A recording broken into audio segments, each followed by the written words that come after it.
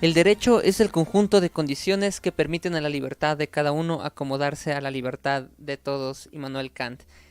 Muchas gracias a todos ustedes, queridos amigos, por seguir conectados en la pantalla de Derecho al Día y de Levens Capacitaciones en este cuarto Congreso Nacional de Derecho Penal y Derechos Humanos. A todas las partes del Ecuador en donde están conectados y a las diversas partes del mundo desde donde nos siguen.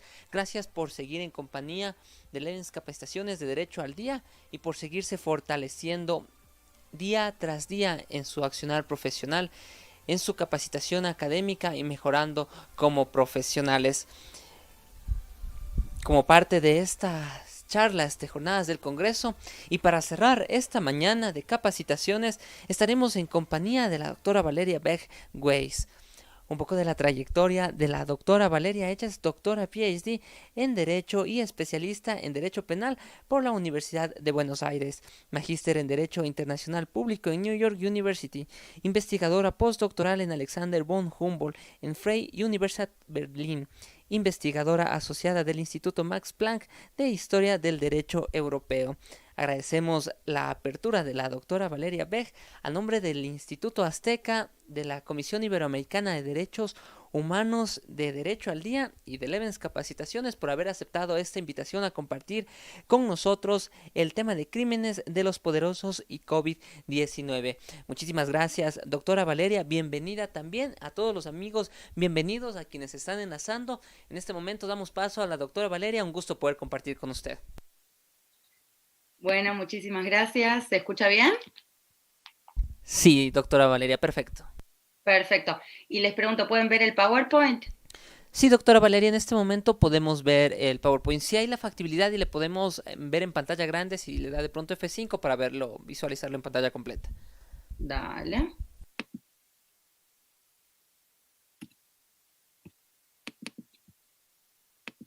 No me estaría haciendo caso. Ahí va, perfecto. Perfecto. Ahí está doctora. bien, ¿no? Sí, perfecto. Genial. Bueno, bienvenidos a todos y todas. Qué bueno que pueden estar este domingo por la mañana conectados, aprendiendo un poco y espero también poder aprender de ustedes en los comentarios, las críticas o las preguntas que hagamos hacia el final de la ponencia. Esta ponencia le puse crímenes esenciales para el objetivo es hablar un poco sobre los crímenes de los poderosos en el contexto de la pandemia, en el contexto del COVID. Bueno, la cuestión es que la pandemia, como todos ustedes pueden ya advertir, fue un evento extraordinario para todo el mundo. O sea, es un momento en el que todo el mundo está viviendo un momento que nunca antes había vivido, por lo menos en los últimos 100 años. Y esto nos da la oportunidad de repensar muchas cosas. Entonces, también la propuesta de esta ponencia es ver cómo el COVID nos permite repensar nuestro propio ámbito de estudio. Pero antes de ir a eso, el COVID nos hizo primero tener otra instancia de enseñanza, otra instancia de autoaprendizaje, que es ver qué es lo esencial para cada uno, ¿verdad? Eh, no nos agarramos y nos concentramos antes que nada cómo está la familia, cuidar a los abuelos, a ver quién de la familia tiene, o quién de los amigos y de los afectos tiene alguna enfermedad preexistente y puede estar en riesgo. Nos hizo darnos cuenta que algo muy importante era algo que quizás teníamos olvidado, quizás estábamos en la cabeza con las obligaciones en la facultad, las obligaciones en el trabajo, las cuestiones más vinculadas al consumo, y de repente estalló una pandemia y nos hizo volver a qué es lo realmente importante, qué es lo realmente esencial en la vida de cada uno de nosotros y nosotras. Y obviamente nos hizo pensar en la salud y cómo la salud es infinitamente más importante que la situación económica, que es en la que nos perdemos generalmente en el día a día. También se habló, bueno, entonces con esto quiero decirles que esta palabra esencial empezó a tener un peso muy importante en lo que hace a la vida privada de cada uno de nosotros y nosotras. Y esta palabra esencial también empezó a aparecer mucho en relación con los trabajadores y trabajadoras. Empezamos a escuchar que los trabajadores y trabajadoras del campo son esenciales, que no es posible que interrumpan su trabajo, ni siquiera en términos de COVID, porque con ellos son los que nos proveen el alimento. Sin campesinos no hay comida. También aparece cómo los trabajadores y trabajadoras de la salud son esenciales, cómo podemos vivir sin Messi, cómo podemos vivir sin Ronaldo, pero no podemos vivir sin todos los médicos que estén y médicas que están a disposición para poder resolver las situaciones urgentes que la pandemia presenta. También mostró que los empleados y empleadas del supermercado, que uno siempre pasa por alto en el día a día, de repente eran esenciales. Si ellos y ellas no están ahí, nosotros no podemos comprar el alimento que necesitamos cada día para vivir durante este encierro, durante esta cuarentena y poder satisfacer nuestras necesidades básicas. Incluso los choferes y conductores de medios de transporte público, porque para los trabajadores esenciales que todavía siguen teniendo que ir al trabajo, es esencial que estos trabajadores estén a disposición para poder llevarnos del lado A un lado B. Y por último, el correo, ¿no? Como de repente un montón de cuestiones que antes íbamos a buscarlas nosotros mismos, ahora necesitamos que venga el correo a nosotros y trabajadores y trabajadoras del correo aparecen como esenciales. Y entonces cambia un poco qué es lo que considerábamos esencial hace 2 minutos. Antes de que estallara la pandemia, quizás los medios de comunicación estaban ocupados por cuestiones vinculadas con el consumo, cuestiones vinculadas con gente de la farándula. Ahora no sabemos, se para Hollywood, no hay entrega de Oscars y no pasa nada. Pero si campesinos, médicos, empleados de supermercado o conductores de medios de transporte públicos no van a trabajar, ahí sí que es un descalabro. Entonces, cómo el COVID nos permitió ver que lo esencial no es lo que estábamos viendo como esencial hasta ahora. Nos cambió un poco el orden de prioridades. Ya no es lo más importante el trabajo y hacer todo lo posible por hacer networking y escalar, sino que lo más importante es cuidar a la familia, cuidar la salud.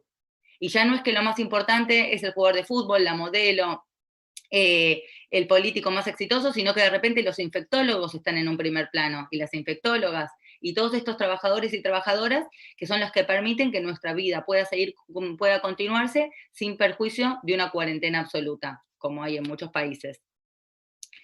Entonces la pregunta que yo me hacía para la ponencia es, si tuviéramos que pensar en lo esencial en relación con crímenes y castigos, ¿qué sería eso? ¿Cuáles son los crímenes esenciales? ¿Y qué castigos son realmente esenciales? ¿No puede ser que la pandemia se convierta en un momento único para reflexionar sobre el delito y el castigo desde una perspectiva crítica? ¿Podemos utilizar este momento tan especial para toda la humanidad como para poder reflexionar sobre realmente, no lo que venimos hablando como delito y castigo continuamente, sino realmente hacer un ejercicio de reflexión y ver qué es eso esencial que logramos descubrir en nuestro ámbito privado y que logramos descubrir en relación a los trabajadores y trabajadoras, pero que quizás todavía falta ese ejercicio en tantos otros ámbitos, como es el ámbito de la criminología y el derecho penal. ¿Qué es lo esencial en términos de delito y castigo en el derecho penal y la criminología? Y antes de pasar a responder esa pregunta o a responder lo que yo creo que puede llegar a ser una respuesta, lo importante es, ¿solo entre nosotros tenemos que hablar de estos temas? Y acá vengo a hablar un poquitito de lo que se denomina criminología pública, o en inglés Public Criminology, que es que los criminólogos y los penalistas, en realidad, deberíamos, o sería interesante, que fuéramos portavoces, que hablemos en los medios y con la sociedad civil para clarificar cuáles son las prioridades y las posibles políticas públicas en términos de delito y castigo. O sea, que ahora aparezca una pandemia y que, por ejemplo, se restrinjan libertades individuales y que no sea cualquier persona, o sea, obviamente que todos tienen derecho a dar su opinión, pero que nosotros como criminólogos y penalistas no nos quedemos en nuestras casas hablando solamente entre nosotros sobre qué es una garantía constitucional, cómo hay que protegerla, cuánto es que el Estado puede restringir nuestras libertades, cuáles son los delitos que más daño causan en la sociedad, todas esas preguntas que son tan fundamentales, que en el día a día quedan en manos de periodistas que quizás no tienen la especialización en la disciplinaria que nosotros y nosotras tenemos, y en personas de los medios de comunicación en general que quizás no proveen tanta claridad como la que podríamos proveer nosotros desde distintas posiciones ideológicas, pero con una formación detrás basada en investigación, en estadísticas, en datos comprobables y también en un montón de reflexión teórica acumulada durante años. Entonces, esta idea de public criminology, criminología pública, es también aprovechar estos momentos bien sensibles, como el de la pandemia, para que cuando salgan cuestiones vinculadas al delito y al castigo, podamos ocupar esos lugares y operar como portavoces de estos temas que afectan a la mayor parte de la sociedad y que obviamente no todo el mundo conoce qué son las garantías constitucionales, cuáles son los derechos de los ciudadanos, cuál es una política pública ideal en materia criminológica. Y en eso podemos aportar un montón y no quedarnos solamente en el ámbito de la universidad o en el ámbito privado en el que nos desplegamos usualmente, sino realmente poder agarrar y llegar a la población en general, que es la que tiene dudas, como nosotros podemos tener dudas acerca de la ingeniería, la infectología o muchísimas otras disciplinas que no manejamos, y poder llevar un poco de reflexión a los ámbitos públicos. Entonces, la idea esta de criminología pública es romper un poco estas barreras que separan la universidad y el ámbito privado del ámbito público y animarnos a salir y a aportar nuestras ideas y nuestros pensamientos, que claramente pueden ser criticados, en el ámbito público. Entonces, ¿qué es lo que podríamos llevar al ámbito público respecto a qué es lo esencial en temas de delito y castigo? ¿Cuáles son los crímenes esenciales? Empecemos con esta pregunta. Y antes de entrar en esta palabra, crímenes, ahí la puse con un signo de pregunta. ¿Y por qué? Porque cuando viene la persona a traernos el correo o cuando nos atiende la persona en el supermercado, nosotros no le preguntamos, che, ¿vos estás registrada como trabajadora? ¿Estás oficialmente trabajando 8 horas acá para considerarla esencial? No, nosotros la consideramos como esencial porque nos está proveyendo un servicio que es realmente esencial, como es darnos bienes perecederos y no perecederos en un momento en el que no los podemos conseguir de otra forma. Entonces, lo importante, lo que vemos es el ontológico. Vemos que nos está prestando ese servicio que nos permite preservar la vida y nuestra vida y nuestra integridad física. No le damos bola a la formalidad. No nos importa si ella realmente está registrada como trabajadora o no. Nos importa lo que hace. Igual que el médico, ¿no? Uno va al médico o a la médica con un problema respiratorio y lo importante es que nos atienda y que nos diagnostique y que nos pueda dar una solución. Y no nos importa tanto si está, o sea, obviamente sí por sus derechos laborales, pero digo, no es lo que define como esencial el hecho de que esté trabajando en blanco para esa empresa o esté tercerizado. No miramos la forma, miramos el contenido, miramos lo que realmente nos provee. Y entonces las invito a hacer lo mismo con respecto al tema de crímenes. ¿Qué significa esto? Que aunque haya cuestiones que dañan muchísimo a la sociedad, que producen daños irreparables, no importa si formalmente están en el Código Penal o en la ley penal. Como criminólogos y criminólogas, como penalistas, tenemos que pensar más allá y no dejarnos ver solo por la forma. ¿Está en la ley o no está en la ley? No, nosotros nos tenemos que preocupar por todo aquello que ocasiona daño a la vida y la integridad física de nuestros conciudadanos y conciudadanas. No nos tenemos que limitar a lo que los parlamentarios decidieron que esté en nuestros códigos penales, porque si no es una versión muy, muy estrecha. Es como agarrar y ir al supermercado y si la persona no está registrada como empleada por 8 horas full time para el supermercado ese, entonces decir, ah, no, entonces vos no sos una trabajadora esencial. Claro que lo es porque está prestando un servicio esencial. El mismo paralelo lo podemos hacer en el terreno del delito. Si nos encontramos con una conducta que está produciendo daño social, daño a la vida y la integridad física de las personas, tiene que ser parte de nuestro campo de estudio, no importa que esté o no esté en el Código Penal. Después lo que podemos hacer es reflexionar, ¿por qué esta conducta no está en el Código Penal? ¿La deberíamos tener? ¿Por qué hasta ahora no estuvo? Y podemos hacer todas esas preguntas. Pero como penalistas y criminólogos y criminólogas, no limitarnos a lo que esté en el Código Penal. Pensemos más allá. Pensemos en cuáles son los bienes jurídicos que queremos proteger. Y si esos bienes jurídicos no están suficientemente protegidos por el código, fijémonos cómo protegerlos, si es a través del Código Penal o es a través del Código Civil, pero no nos limitemos a la formalidad, a lo que ya está prescripto por la ley. Sí, para el principio de legalidad, sí, obviamente, para imputar a alguien de un delito, pero no para pensar macro sociológicamente. Como les puse acá, muchos de los trabajadores que hoy consideramos esenciales no son trabajadores registrados, están contratados en negro, subregistrados, en modalidad de monotributo, pero definitivamente son trabajadores esenciales. Lo mismo sucede con el delito. Muchos hechos lesivos para la vida de las personas no están criminalizados porque el sistema no tiende a criminalizar acciones que son funcionales a su preservación. Nadie se tira un tiro en el pie. Por eso, dentro de los crímenes esenciales, vamos a considerar también a lo que se llaman daños sociales, que acá llamamos daños sociales esenciales. Este concepto de daño social viene a ampliar el concepto de delito para atraer todas aquellas conductas que realmente son lesivas para la vida y la integridad física de las personas, sin perjuicio de que estén o no criminalizadas primariamente en nuestros códigos y leyes penales. Y ahora hacia la pregunta, ¿cuáles son los crímenes y daños esenciales? ¿Qué es eso? ¿Qué es lo que nuestra familia representa en el ámbito privado? ¿O los médicos, los personal de salud, los trabajadores de los supermercados, los campesinos y campesinas representan en el ámbito laboral? ¿Cuál es el paralelo de eso en el ámbito criminológico y del derecho penal? Y la propuesta que les quería hacer es ver si no deberíamos analizar los crímenes de los poderosos, algo a lo que en general no le prestamos atención, como los verdaderos crímenes y daños sociales esenciales. Esos a los que en general pasan de largo y siempre nos concentramos en los delitos más vinculados con la violencia directa, a los daños más vinculados con los delitos toscos, y estos pasan desapercibidos hasta el punto tal de que ni siquiera los consideramos como crímenes. Hay veces que ni siquiera están legislados como crímenes, pero igual son conductas que son las que generan mayor daño social, cuantitativa y cualitativamente.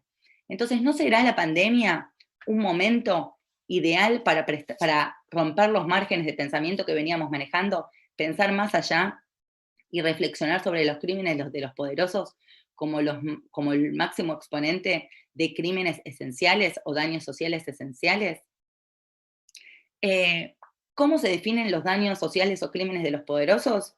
Hay muchas definiciones, ahí les puse una de Greg Barak, que es un gran criminólogo norteamericano, que dice que son los delitos y daños sociales de la economía y de la acumulación y reproducción del capital que normalizan la victimización como parte del costo de hacer negocios o como simples daños colaterales. O sea, son conductas que en el día a día pasan por nuestros ojos y ni siquiera vemos que pueden llegar a constituir delitos. Es más, en los medios de comunicación, quizás estas conductas hasta aparecen en el sector negocios o en el sector política, como nos decía Sutherland en 1930. Quizás ni siquiera aparecen en policiales. Quizás ni siquiera los medios, ni los expertos, ni los civiles entienden a estas conductas como daños sociales o como crímenes. Y sin embargo, son las que más daño social implican. Y como decíamos, no nos vamos a fijar solamente en el Código Penal, sino que vamos a incluir a los daños sociales y los vamos a entender como toda violación del derecho internacional de los derechos humanos. Entonces, si encontramos conductas que violan el derecho internacional de los derechos humanos, y que producen lesiones graves a la vida y la integridad física de las personas, prestemos la atención como penalistas y como criminólogos y criminólogas. Quizás no están en el Código Penal, pero quizás hay una razón detrás de que esas conductas no hayan sido criminalizadas. Bueno, hay muchísimos delitos de los poderosos y daños sociales de los poderosos, pero respecto del COVID, les quería compartir un par de reflexiones respecto de 5 en particular, que van a ser los crímenes y daños sociales de Estado, los crímenes y daños sociales de la globalización y los crímenes y daños sociales estatales o corporativos, y por último, los crímenes y daños sociales corporativos, perdón, y los últimos crímenes y daños sociales ecológicos. Entonces, estas 5 categorías que vamos a presentarlas muy brevemente y ver cómo se muestran como delitos y daños sociales esenciales en el marco de la pandemia. Y esto es importante, que vamos a hablar tanto de los actuales como de los futuros.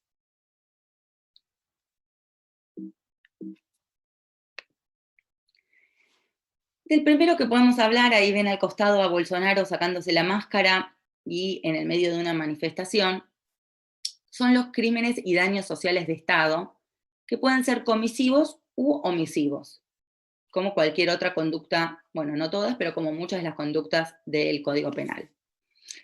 ¿Qué serían estos crímenes o daños sociales de Estado omisivos?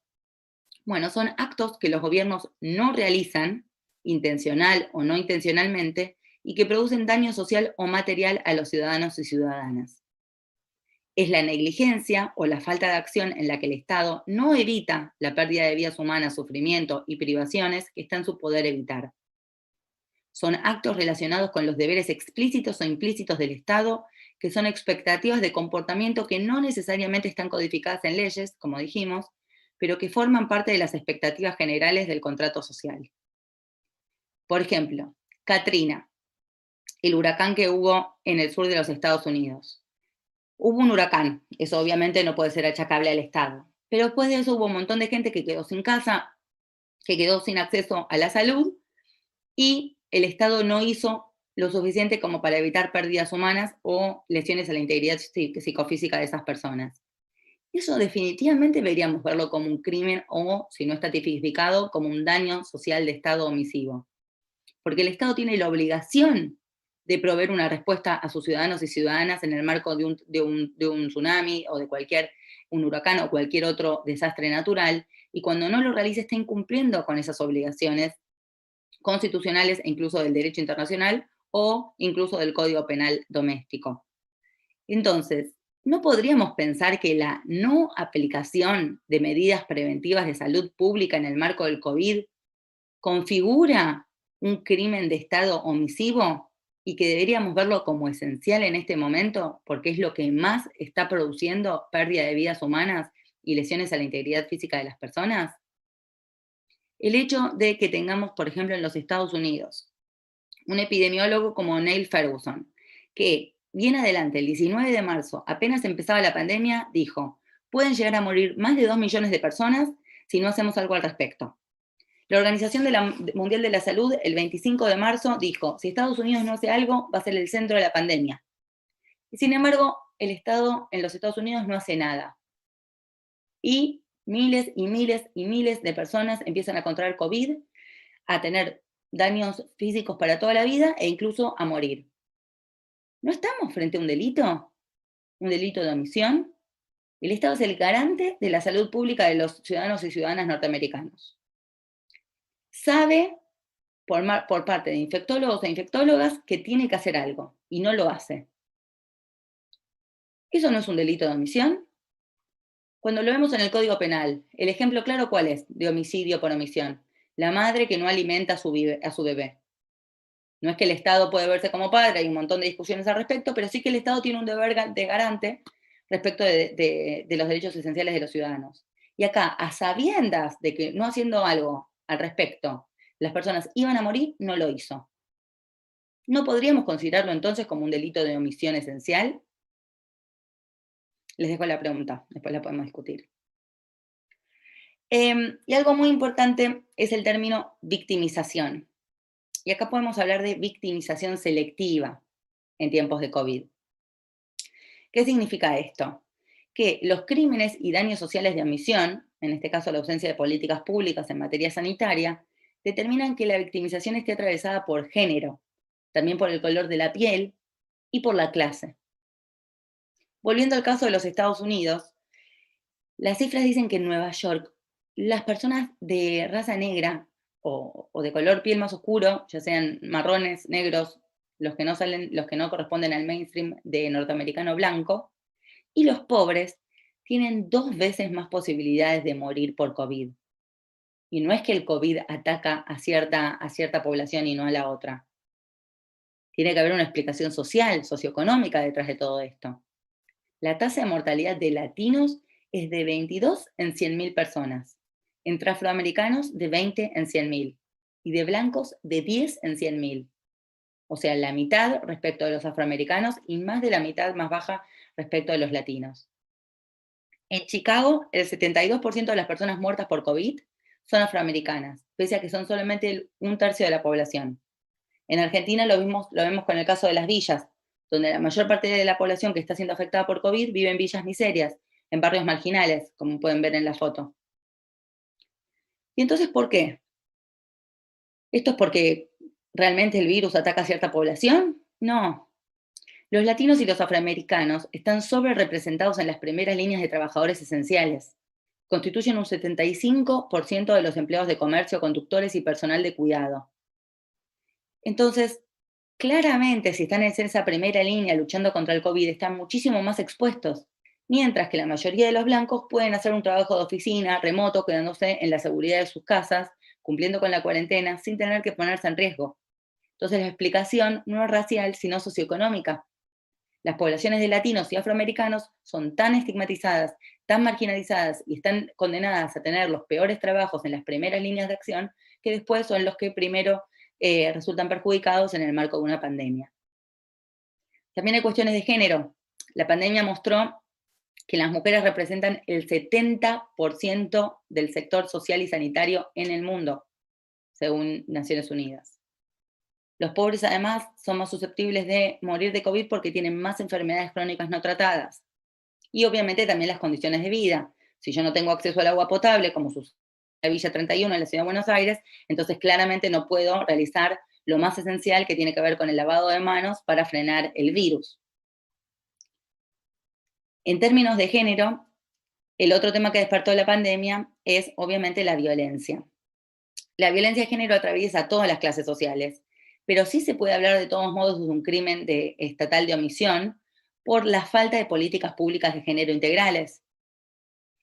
Esta pandemia está mostrando que los estados fallaron hasta ahora en proteger adecuadamente a las mujeres de la violencia en el ámbito doméstico. Y por eso, en un momento en el que se restringen las libertades individuales y las mujeres quedan más tiempo junto con sus parejas en el ámbito del hogar, aumenta la violencia doméstica. Obviamente que el Estado no puede estar adentro de cada casa, pero sí está reflejando una falta de políticas públicas al respecto, que puede verse como un daño esencial. Si ahora la mitad de la población, que son mujeres, están muchísimo más susceptibles de sufrir este tipo de delitos o daños sociales en el marco de la pandemia, es porque realmente se trata de un delito o un daño social esencial. ONU Mujeres mostró que 137 mujeres son asesinadas a diario en el mundo por un miembro de su familia, y menos del 40% de las mujeres que sufren violencia buscan algún tipo de ayuda. Esto puede ser obviamente por restricciones psicológicas de la persona en un momento dado, pero también muy seguramente es por la falta de políticas públicas accesibles y sustentables para todas estas mujeres sufriendo violencia. Argentina, en particular, en el 2020 ya lleva 104 femicidios en todo el país, uno cada 29 horas, 89 intentos de femicidio y 16 muertes violentas en proceso de investigación. A todo esto, obviamente, se suma el estereotipo de roles de género y la sobrecarga de tareas domésticas para la mujer, que en el marco de la pandemia son las que tienen que cocinar, limpiar, cuidar a los niños, hacerse cargo de las tareas escolares y muchas veces seguir con su trabajo profesional o su tarea por la cual recibe un salario.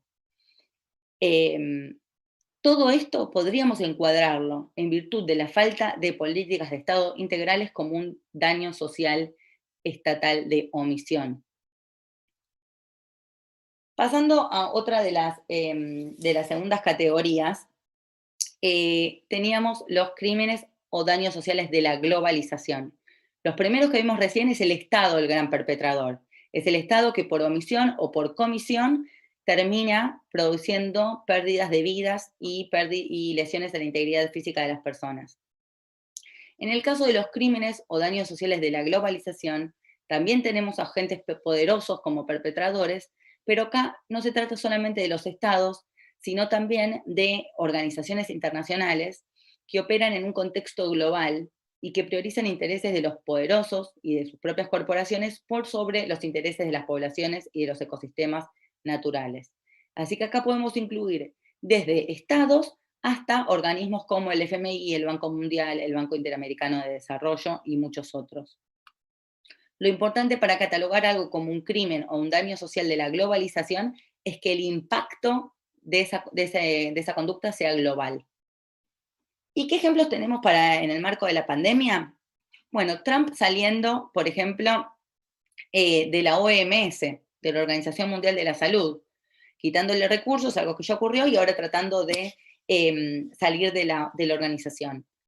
Esto no va a dañar solamente a la población norteamericana, esto daña a todos los países que son auxiliados por la Organización Mundial de la Salud. Por eso podemos verlo como un crimen, y si no puede ser tipificado entonces como un daño social, de la globalización. Es un daño producido por el Estado norteamericano, pero con repercusiones globales, lesivas para la vida y la integridad física de las personas. Trump negándose a levantar sanciones económicas para Irán o Venezuela hasta último momento, pese a que esos países constreñidos por estas sanciones económicas no pueden poner todos sus recursos a disposición de las poblaciones que hoy están sufriendo de COVID. Esto de nuevo es una acción de los Estados Unidos, pero con efectos globales en todas esas poblaciones que sufren sanciones económicas. Y en nuestros países latinoamericanos esto se ve muy claramente con la deuda externa. El hecho de que el FMI, los fondos buitres y los grandes acreedores sigan queriendo cobrar deudas externas en el marco de una pandemia que va a dejar un montón de personas muertas, lesionadas o sin trabajo con potenciales consecuencias mortales o para la integridad física de esas personas, tiene que de algún modo ser objeto de la criminología, como delito financiero o como daño social.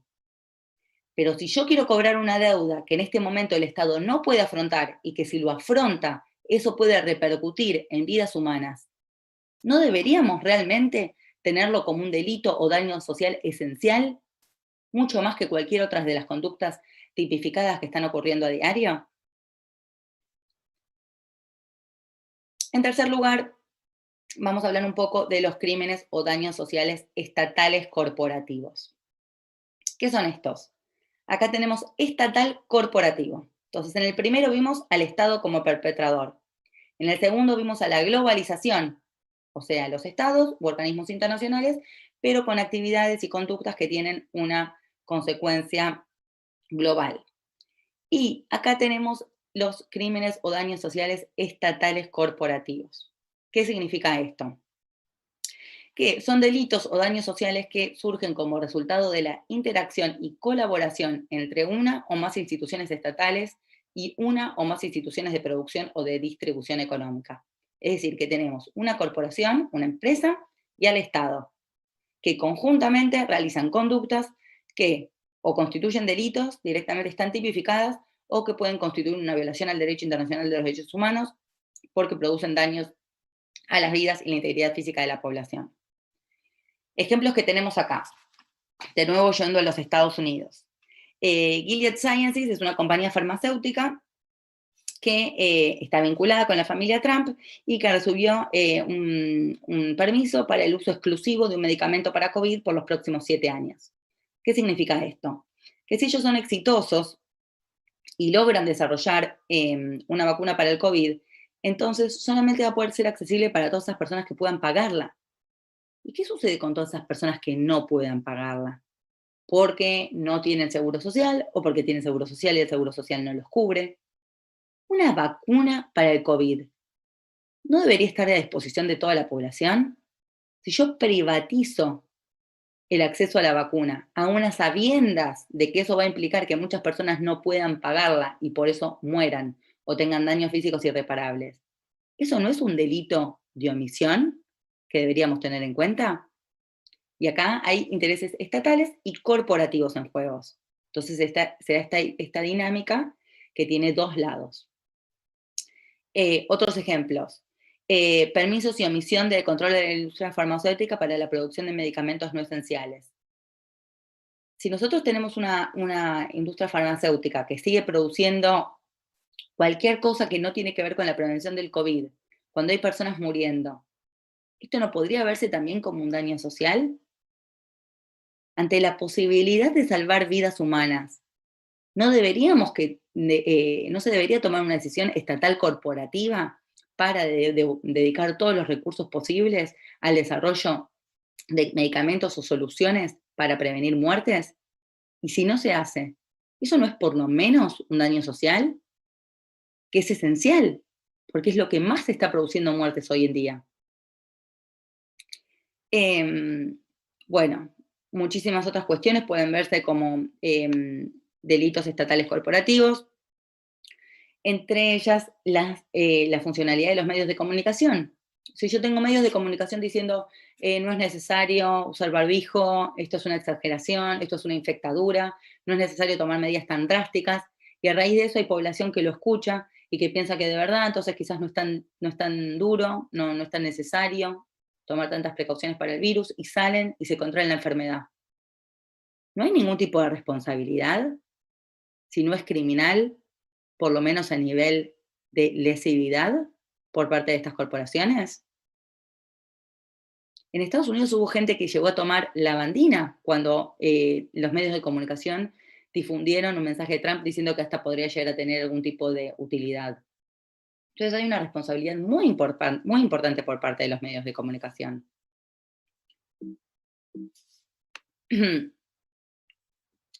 En anteúltimo lugar, podemos hablar un poco sobre los delitos o daños sociales corporativos. ¿Qué son estos? Los anteriores que vimos había estatal corporativo, estaban las dos partes de la moneda, las dos caras de la moneda. Estos solamente tienen que ver con las corporaciones. Y ahí ven un dibujito de esta máquina, que en general tiene peluches, con papeles higiénicos, porque fue lo que pasó al principio de la pandemia, todo el mundo desesperado, no hay más papel higiénico, no hay más alcohol en gel, no había elementos para limpieza profunda, no había lavandina en los supermercados. Todo esto no se puede considerar como un crimen o un delito corporativo. Son bienes de primera necesidad que todos los ciudadanos y ciudadanas necesitaban en el marco de la pandemia, y hubo muchas empresas e intermediarios que voluntariamente guardaban estos productos para poder después revenderlos al doble, triple o cuádruple de su valor, jugando con bienes esenciales para la gente.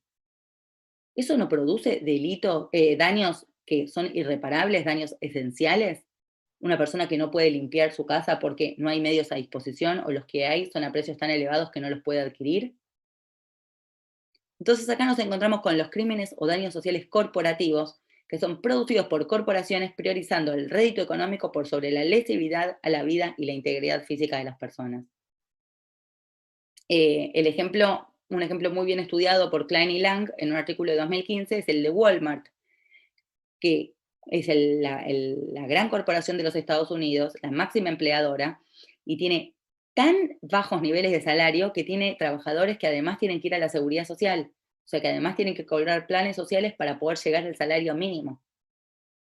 Si yo tengo una corporación que está produciendo que personas no puedan llegar a tener una alimentación adecuada, ¿no lo podría ver como un crimen o un daño social? Mucho más esencial que los delitos toscos, los robos y los hurtos de los que nos preocupamos a diario.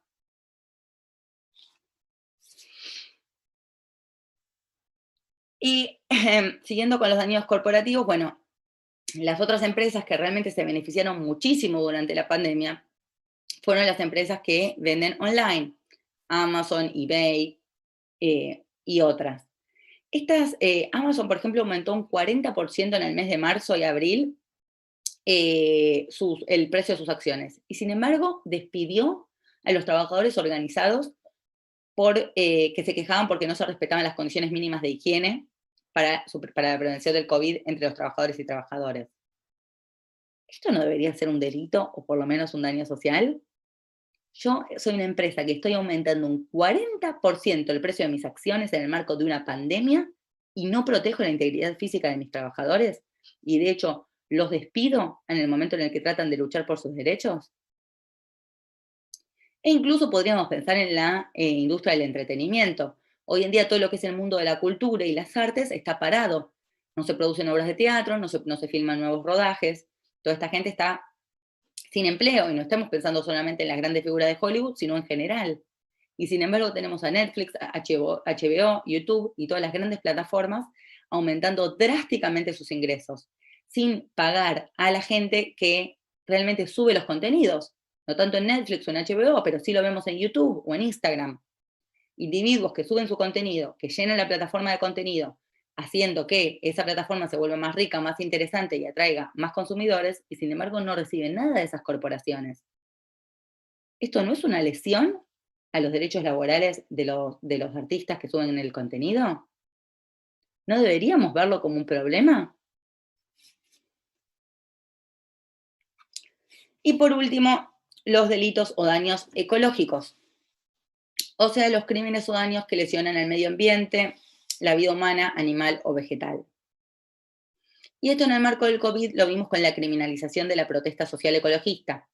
En muchos estados de los Estados Unidos, como Kentucky, Dakota del Sur y Virginia Occidental, se aprobaron leyes que designan que los lugares donde hay minería o lugares clave se consideran como enclaves críticos y entonces no se puede hacer protestas y se sanciona a cualquiera que obstruya el lugar, incluido obviamente manifestantes.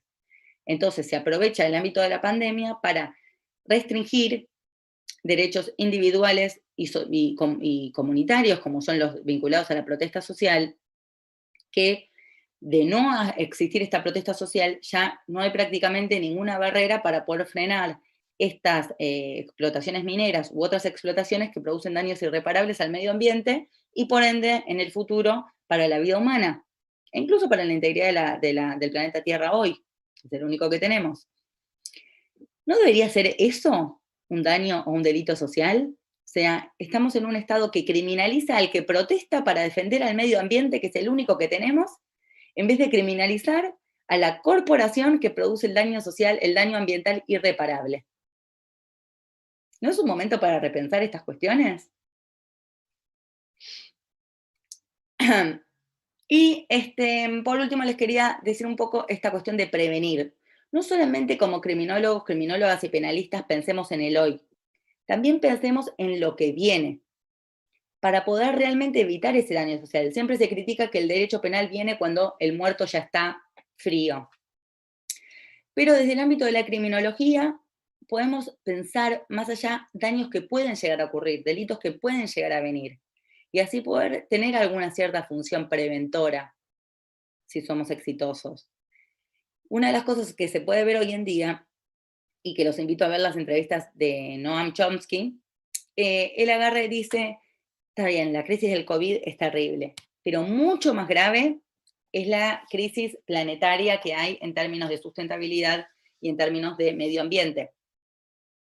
Y entonces él nos dice, guarda, porque estamos con toda la atención en el COVID, pero lo que realmente está en riesgo es el planeta Tierra.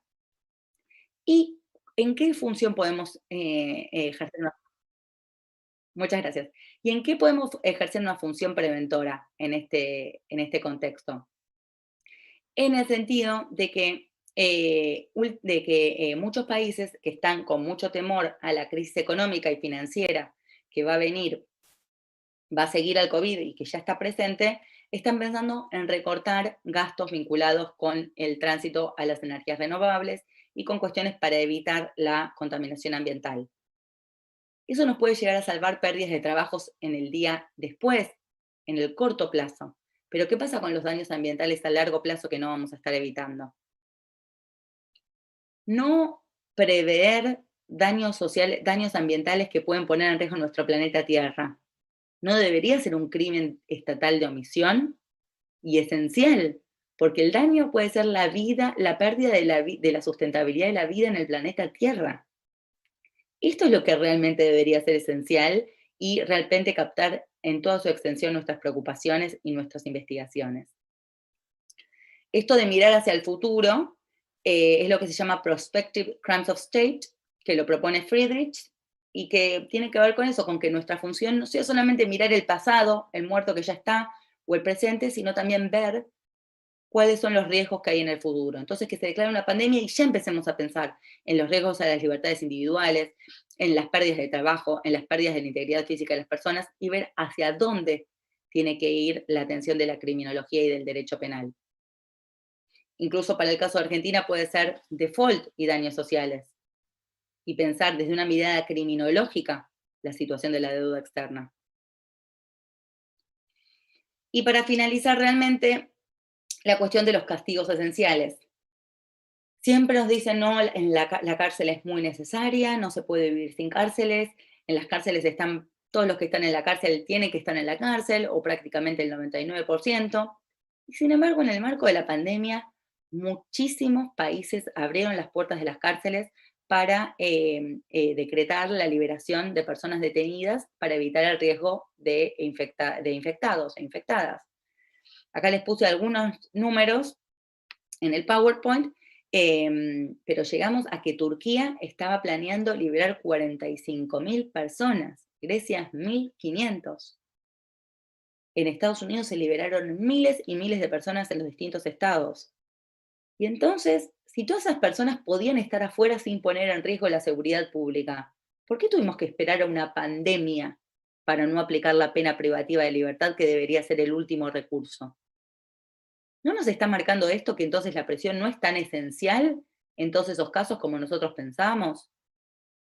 ¿Y no podemos pensar incluso más allá y ver, ¿es la cárcel esencial para algo? ¿O deberíamos pensar otras alternativas? Si de un día para el otro, por la pandemia, se pueden abrir las cárceles y sacar tantas personas, ¿no lo podemos plantear a mayor escala? Con un cuidado, con medidas adecuadas, con planes sociales, con sustentabilidad de las políticas públicas en materia securitaria. ¿Pero es realmente la cárcel esencial? Estas son todas preguntas que la pandemia nos abre y que nos pueden llevar a hacer reflexiones que realmente cambian la situación del sistema penal, la situación de la criminología y del derecho penal, y ojalá que para mejor. Por eso los dejo con esta pregunta final. ¿No será el tiempo de coronavirus y aislamiento una chance para repensar la cárcel como solución al delito? Bueno, les agradezco mucho y como siempre, ahí tienen mi correo electrónico y las direcciones de Academia y ResearchGate para bajar artículos y todas las preguntas son muy bienvenidas.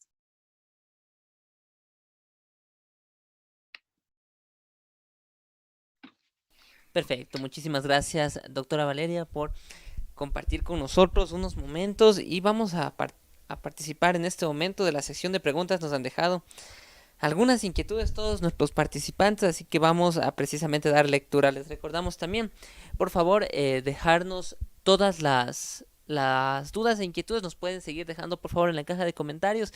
Vamos a pasar a la sección de preguntas. Diego Bonilla justamente nos manda saludos, docente.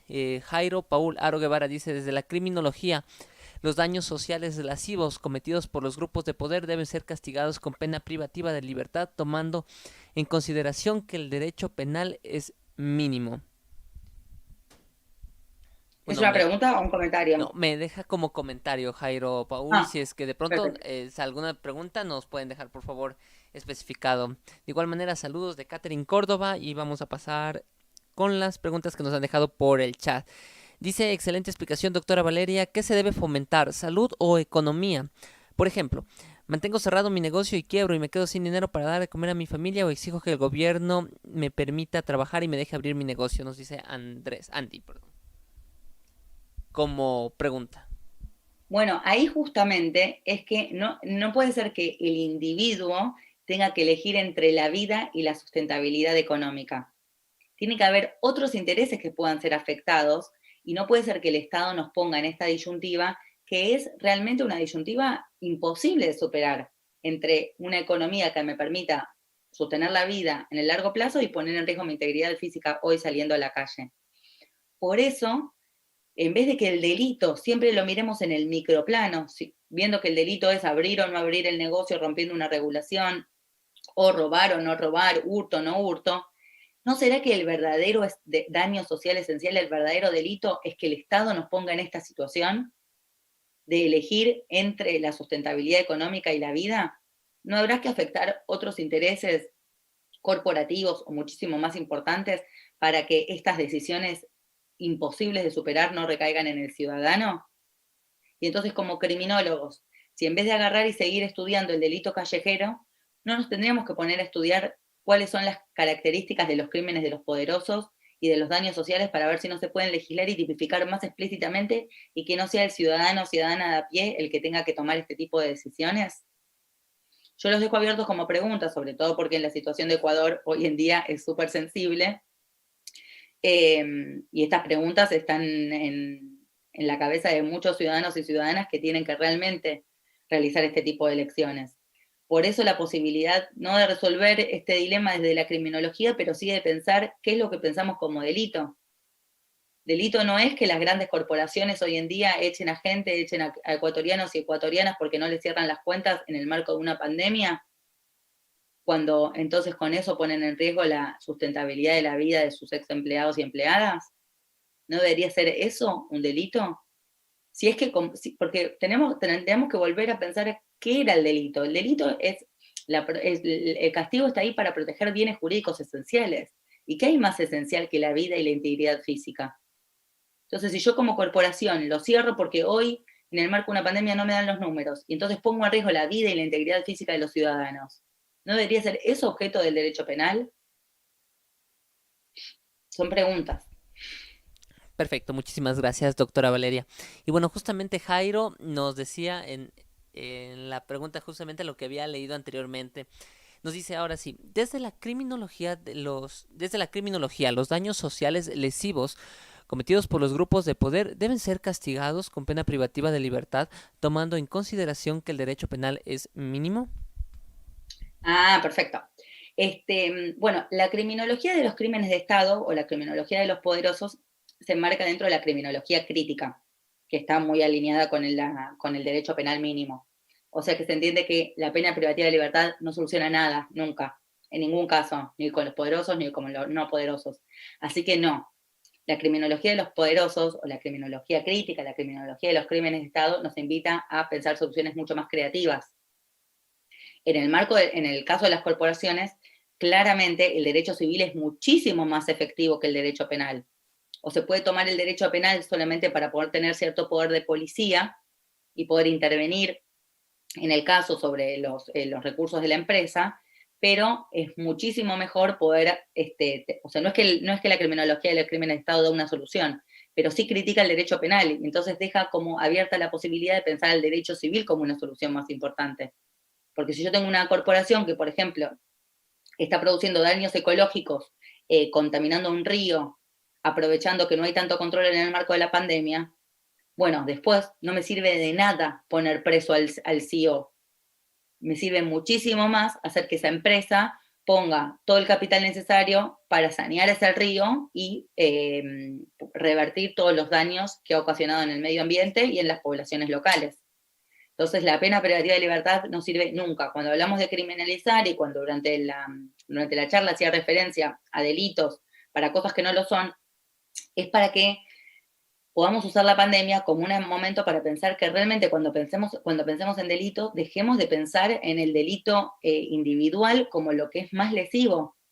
Porque perder el celular o la cantidad de muertes que se producen por muertes violentas en el marco de un robo no es comparable con la cantidad de muertos que mueren producto de los daños producidos por corporaciones y por los estados negligentes. Entonces, esta invitación a revertir nuestra mirada, pero no para meter más gente detrás de las rejas, sino para pensar soluciones alternativas. Y en el marco de los delitos de los poderosos, más que nunca, el derecho civil puede ser una opción muy superadora a la del derecho penal. Perfecto, muchísimas gracias, doctora. Voy a pasar luego con las preguntas que nos dejaron en YouTube también. Tato Catherine Córdoba, Karen Dayana Zárate y todas las preguntas que nos han dejado por la parte de YouTube. Voy con las preguntas del chat. Nos dice Carla, ¿la omisión de los gobiernos que ha ocasionado muertes puede considerarse como un delito de exterminio por omisión? Bueno, esa es la pregunta que yo abro. Podría llegar a ser, o sea, habría que ver como en cualquier causa penal, tenemos que ver los hechos del caso, qué evidencia hay, la prueba, si el gobierno sabía o no sabía, pero creo que sí. que en abstracto, sin pensar en cada caso de cada país concreto, en abstracto sí podríamos empezar a pensarlo. Por eso yo les daba el caso de Estados Unidos, donde es mucho más claro, que el Estado sabía que venía una pandemia, fue alertado. Se le pidió a Trump expresamente desde la Organización Mundial de la Salud y desde un grupo de infectólogos que tomara medidas. Se le sugirieron cuáles podían ser esas medidas e igual no hizo nada. Eso nos permite compararlo con el caso que siempre vemos en derecho penal de la mamá que no amamanta al bebé. Entonces, como en cualquier caso de derecho penal, tenemos que ver cuáles son las particularidades del caso y las evidencias. Pero si hay una conducta que fue hecha con dolo, dolo eventual o dolo directo, dolo indirecto, no importa, o por negligencia, y que hay una persona que puede ser imputada por ello y como consecuencia hay muertes, ¿por qué no podemos verla desde una óptica criminal? Y después veamos si la solución, que esto es muchísimo más amplio, si la solución es poner a esa persona tras las rejas o pensar cambios que tengan que ver más con una justicia restaurativa. Perfecto, muchas gracias, doctora. Nos dice también un participante anónimo, en nuestro caso se dio prioridad al pago de la deuda externa acá en Ecuador, al pago de la deuda externa en la etapa más crítica del COVID y luego el Estado quedó desfinanciado para atender la emergencia sanitaria. ¿Se puede seguir una acción penal en contra del presidente de la República y ministro de Economía? Bueno, va muy en línea con la anterior. Esto desde la criminología se diría como crímenes de la globalización, porque hay que ver la responsabilidad del presidente de la República, del Ministerio de Economía, pero también podríamos ver la responsabilidad del Fondo Monetario Internacional o de cualquiera, no sé cuál es el acreedor de la deuda externa ecuatoriana, que cobra y presiona para cobrar la deuda en un momento de suma fragilidad institucional y sanitaria. Entonces, habría que ver las evidencias, como en cualquier caso penal, como les decía, para saber si se puede realmente llevar un caso y una denuncia. Pero al menos desde la mirada más sociológica, más desde una mirada de la sociología del delito, realmente hay un Estado que queda desfinanciado después de pagar una deuda y que en consecuencia no puede proveer de condiciones mínimas de seguridad social a la población que igual tiene que salir a trabajar para vivir al día a día, exponerse y contraer la enfermedad. Entonces sí vemos los daños sociales muy claros. Después tenemos que hacer, esta es una propuesta desde el ámbito criminológico. Después, si lo queremos llevar directamente al tribunal, tenemos que, como en toda causa, ver cuáles son las evidencias y ver si se puede comprobar este vínculo. Pero bueno, en el Holocausto, lo que pudimos ver con el caso de Eichmann, por ejemplo, es que no es necesario matar a alguien con una pistola como para que se pueda concretar un homicidio. Hay un montón de articulaciones, como la teoría de los aparatos del poder, que nos permiten ver la responsabilidad de agentes del Estado por crímenes que están muy lejos del accionar directo de la persona que finalmente fallece. Todo esto lo digo desconociendo cuáles son las particularidades del caso ecuatoriano y si realmente se podría llegar a una causa penal. Pero desde una mirada criminológica y desde la teoría del delito, sí que se podría. Perfecto. Nuestro participante anónimo también nos deja otra pregunta. Dice, si la justicia doméstica no inicia acciones de oficio contra los gobiernos por cuya omisión en política contra el COVID se han producido muertes y daños, ¿a dónde se debe de recurrir? Yo te devuelvo con una pregunta a vos, Eric, porque la persona es anónima. ¿Tienen la figura del querellante en el Código Penal ecuatoriano? ¿Código Procesal Penal? Me van a ayudar ya con eso por interno. Ahí sí les pido a los expertos acá que me ayuden con esa parte, por favor. Me van a dejar ya la pregunta por interno. Mientras Claro, tanto, porque en la Argentina tenemos esta figura que es la que respondería a esa pregunta. Nosotros tenemos la figura del querellante, que esto es un fiscal, como en rasgos muy generales, sería como un fiscal privado. O sea, cualquier persona que está lesionada, que es una víctima del delito, o sus representantes, en caso de que la persona esté fallecida, se puede presentar en los tribunales e impulsar la acción penal cuando es un delito en el cual es un directo afectado.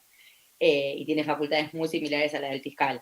Eso hace que cuando la fiscalía no es la que avanza con estas causas, las víctimas puedan buscar un patrocinio legal y presentarse en tribunales.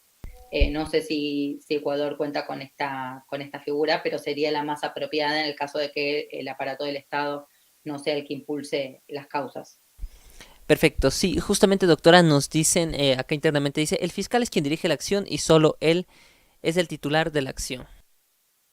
Pregunta No hay que que justamente. Exactamente, solamente es del fiscal. Bueno, cuando no hay ninguna posibilidad, cuando realmente se hacen denuncias en las distintas fiscalías y no hay posibilidad de encontrar una solución a lo que está afectando a las víctimas en el plano nacional, ahí lo que queda abierta es la vía internacional, que sería ir a la Corte Interamericana de Derechos Humanos a través de la Comisión Interamericana. Ese es el órgano supranacional que tenemos en nuestro continente, que cuando las vías administrativas locales no pueden ser satisfechas porque no hay ningún tipo de respuesta ante los reclamos de la población, permite dar un lugar de escucha a las víctimas.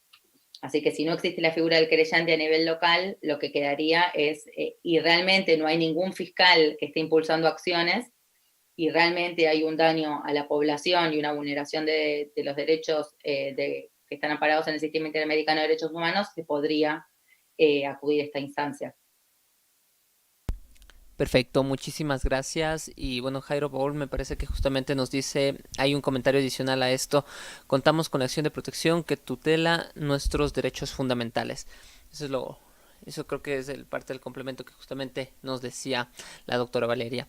Y nos vamos con Catherine Córdoba, nos dice, muy buenas tardes, bien como es de conocimiento de todos, gracias a la pandemia ahora estamos en un aislamiento social mundial y algunas personas que no trabajan para el Estado tienen mucha dificultad. Sobre su economía y sobre su sustento, es sobre el trabajo día a día.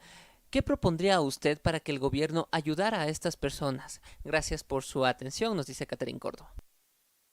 Bueno, un poco sale de mi área de expertise cómo desarrollar las políticas públicas en Ecuador, pero lo que sí puedo decir es esto que veníamos hablando durante la charla, de que el Estado tiene la obligación, eh, dentro de lo que es la situación económica del país, de satisfacer los derechos básicos de la población, entre los que se encuentra obviamente el derecho a la alimentación, el derecho a la salud, el derecho a la habitación.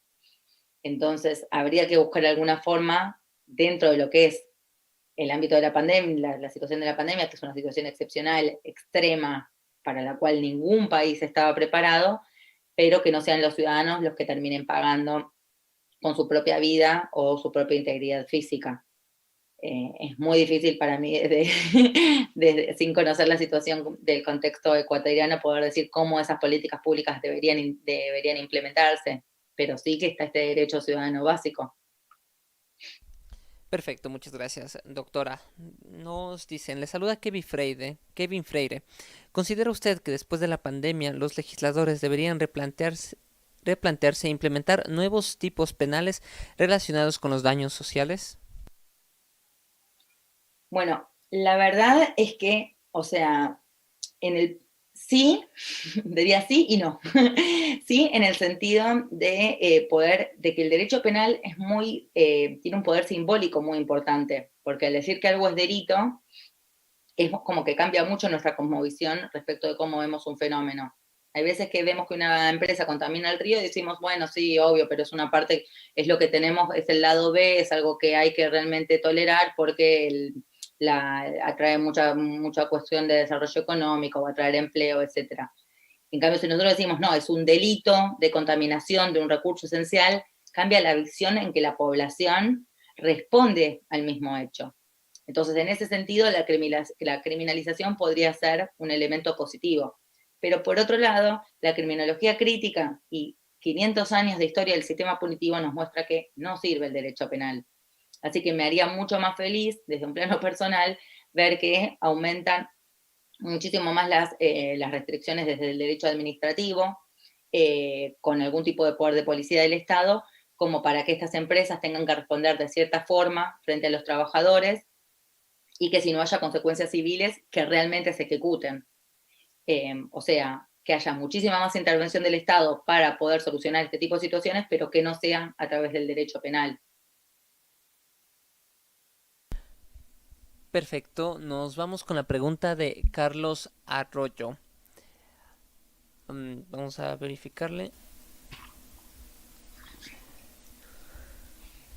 Bueno, mientras le pedimos a Carlos, por favor, que nos haga llegar de pronto la pregunta por interno porque la tengo incompleta en los dos lados en donde nos había dejado, por favor, para poderle dar lectura.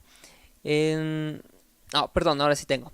Dice, doctora, excelente exposición en el caso de Ecuador. Por la pandemia se despidió a muchas personas en el campo privado y público bajo un decreto de gobierno.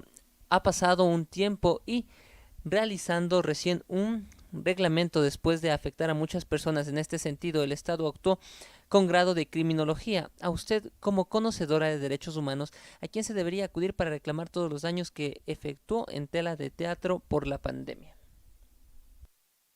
Bueno, es una pregunta bastante parecida a la anterior y entiendo que se repita porque es una situación muy preocupante. Y como les decía, si no cuentan con la figura de querellante en el Código Procesal Ecuatoriano, entonces la cuestión sería presentar las denuncias necesarias ante las fiscalías, tratando de comprobar si los códigos penales, el Código Penal ecuatoriano, como existe en la actualidad, puede llegar a englobar esa situación como delito. Habría que ver, si no habría que ir únicamente por la vía del derecho laboral. Y en caso de que no se encuentran respuestas dentro del derecho doméstico, ni en el ámbito laboral ni en el ámbito penal, entonces la solución que quedaría, si es que se está violando alguno de los derechos amparados por el sistema interamericano, sería entonces ir a la Comisión Interamericana para luego ver si el caso es judiciable ante la Corte Interamericana. Listo, muchísimas gracias, doctora. Nos quedan ya 4 minutos y nos han dejado unas dos últimas preguntas. Me parece que esta tiene de igual manera relación. Nos decía, ¿es posible que con pretexto de la pandemia se intente restringir derechos de libertad, movilidad y criminalización de la protesta, como pasó después del 11 de septiembre del 2001?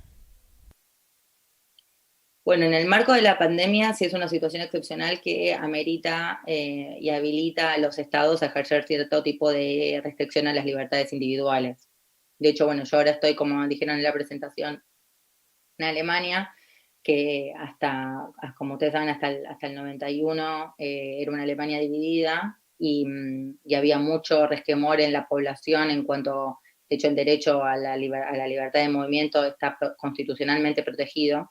Así que había mucho resquemor entre la población de ver afectado su derecho a la movilidad y sin embargo el Estado lo hizo nuevamente. ¿Por qué? Porque acá es una cuestión de que el derecho a la salud y el derecho a la vida se imponen por sobre el derecho a la movilidad.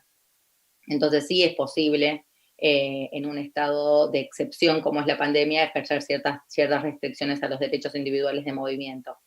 Pero obviamente siempre tienen que quedar abiertas vías de protesta para que no se convierta en una excusa para el totalitarismo. Eh, Realmente no puedo hacer precisiones específicas sobre el caso ecuatoriano, pero en cualquier momento siempre existen pesos y contrapesos. Entonces, si yo habilito una restricción muy abusiva de las libertades individuales y no dejo espacio para la contestación y la protesta, puede llegarse a dar una situación compleja. Pero por otro lado, no puedo permitir que todo el mundo salga a hacer las demostraciones que consideren necesarias y eso puede poner en peligro la salud y la vida de gran parte de la población ecuatoriana. Es un balance. Listo, muchas gracias, doctora. Y nos quedamos con la última inquietud. Dice, ¿qué hacer para combatir los delitos de los poderosos? ¿Cuál es la alternativa? Con esta pregunta cerramos esta sección y le dejamos también, doctora, para poder dar respuesta a esta inquietud. Bueno, ¿se acuerdan que abrí un poco la charla hablando de esto de la criminología pública? ¿Y por qué? Porque ustedes imagínense, a ver, para darles un ejemplo, imagínense Estados Unidos en el 1800. No era posible pensar que la esclavitud podía ser criminalizada porque nadie veía ni siquiera como un problema el hecho de la esclavitud. Fue necesario que primero hubiera una concepción, por lo menos de una parte de la población del norte, de que las personas afroamericanas eran ciudadanos de primera y que también merecían el mismo tratamiento, para que entonces alguien pudiera pensar que someter a otra persona a un estado de esclavitud podría llegar a ser criminalizado y podría llegar a ser foco eh, urgente del derecho penal y del Estado en general. Entonces, lo primero que tenemos que hacer, antes que nada, es crear conciencia sobre que estos sean los verdaderos hechos que producen lesiones a la vida y la integridad física de las personas. Si nosotros seguimos pensando en las facultades, en los medios de comunicación y en cualquier ámbito público, que el robo y el hurto son las cosas más terribles o el homicidio en el marco del delito callejero violento, son los mayores problemas que tenemos en el ámbito criminológico y penológico, va a ser muy difícil poder empezar a plantear alternativas concretas, políticas públicas, sean o no parte de la criminalización o en el ámbito del derecho civil. Primero tenemos que crear esta conciencia de entender que estas conductas son las más lesivas y que son las que producen más muertos. En la violencia de género, los delitos omisivos, los delitos ecológicos, los delitos corporativos, e incluso cuestiones que producen daños sociales y no están criminalizadas. Entonces, primero crear esta conciencia, traerlo dentro de los programas de estudio, llamando la atención acerca de los delitos de los poderosos en los congresos, en las conferencias, en los medios de comunicación, en las reuniones familiares, con los afectos. Cambiar un poco el chip y cambiarnos los anteojos y ver qué es lo que realmente está quitando vidas e integridad física. Y una vez que podamos tener esa visión, seguramente va a llegar un segundo momento de pensar políticas públicas adecuadas para confrontar este tipo de delitos y daños sociales, que desde mi opinión personal creo que debería ser desde el sistema civil, ya que el sistema penal nunca solucionó nuestros problemas. Perfecto. De esta manera cerramos esta sección de preguntas con la doctora Valeria Beg. Y para despedirnos también, doctora, agradecerle a nombre de Derecho al Día, de la Comisión Iberoamericana, del Instituto Azteca y su rectora también, la doctora Leslie Salas, y de Levens Capacitaciones por haber estado hoy con nosotros. Nos dejan en los comentarios también, gracias por esta ponencia. Con esto ya tenemos claro algunas cosas. Saludos, nos dice Mariela Arevalo. Muchas gracias por seguirnos de igual manera. Y para despedirnos de pronto, doctora Valeria, un último mensaje con el cual nos podría dejar. De esta manera también estamos cerrando esta mañana de capacitaciones acá en Ecuador y sería todo un gusto poder escuchar esas últimas palabras que nos tendría que decir, doctora. Bueno, muchísimas gracias por invitarme, por darme esta posibilidad de compartir estas reflexiones en el marco de la cuarentena. Los felicito a todos y todas por estar un domingo a las 11 de la mañana conectados para reflexionar sobre la criminología y el derecho penal. Felicito esta oportunidad y espero que nos podamos conectar en cualquiera de los medios que les dejé a disposición y que existan nuevas oportunidades de intercambio.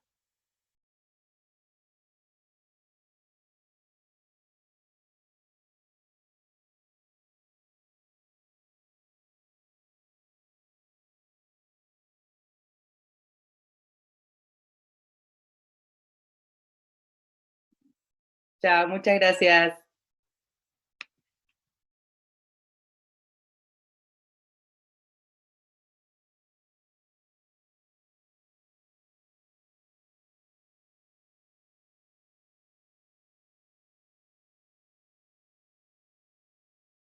Y derechos humanos. Nos estaremos ya comunicando con todos ustedes, amigos. Nos vemos a las 2 de la tarde. Un gusto haber compartido con ustedes. Que tengan una bonita tarde. Buen provecho para las personas que van también al almuerzo. Nos estaremos viendo en pocos momentos, queridos amigos. Hasta luego.